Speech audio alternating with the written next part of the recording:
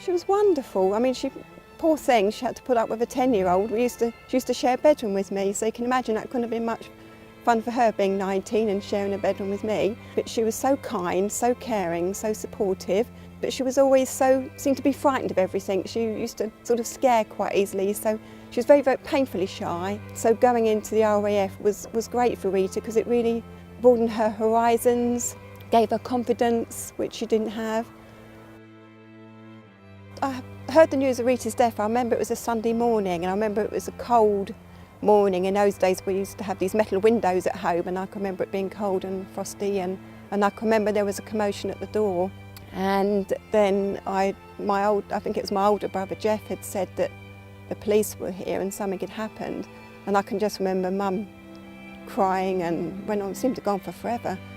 And then the sad thing is my mum and Rita, because they were so close, that they were like sisters, so it devastated my mother. My mother's health never, she was ill from after Rita's death. It didn't really see her much for a few months. I had to grow up quite quickly. I read the paper cuttings and kept reading it, which used to give me nightmares, and tried to understand it. But I've always been quite intuitive, and I've sort of picked up that what had happened and how it happened, and I kept reading it and thinking about how she must have been, and did she suffer, and those sort of things used to go through your head, even as a 10-year-old. So it was quite a sort of a sad time. So it's not only Rita's death that's devastated, it's the whole family, I think, completely changed. More of the effect it's had on my mother, really, who incidentally died on the same day that Rita died in 1994.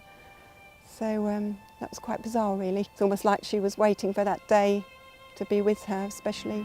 With regard to nobody, the assailant not being caught, I'd want to ask them why they did it.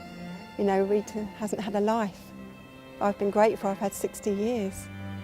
I've been very lucky. She had 19. But just why? Why would you want to do it for somebody that's so lovely and such a future ahead of her?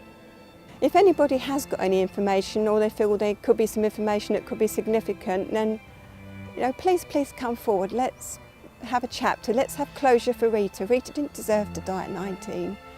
And I think, just please come forward and support what myself and my husband is doing. When we can, we do go up to Luton Crematorium, where her stone is. And the words on the stone are, "Gone from us but not forgotten. Your love and kindness will remain forever in our hearts."